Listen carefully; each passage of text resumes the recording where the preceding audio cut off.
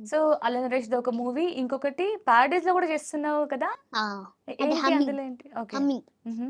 So, పాడేటప్పుడు మేము వెనకాల పడతాం వితౌట్ వాయిస్ ఓకే. అంతే. సో నువ్వు డబ్బింగ్ కూడా చెప్తావు కదా లిషా? ఏ డబ్బింగ్ మూవీస్‌కి చెప్పావా?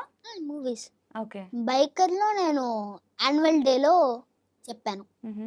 'సీతారామరాజన్' డైరెక్ట్ కాదు, స్వామి యొక్క శక్తి. ఇంకోటి 'సుమతి శతకం అమరదీప్' చిన్నప్పటి క్యారెక్టర్. ఓకే.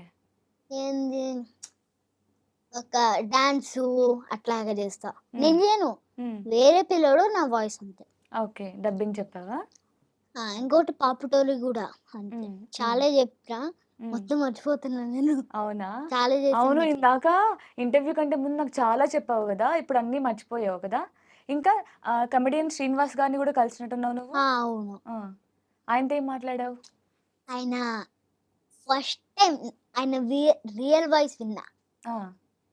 ఏందో ఎవరా ఏందుంది వాయిసు. ఆ! ఏంది అసలు ఈయననా లేకపోతే డూపా అనుకున్నా.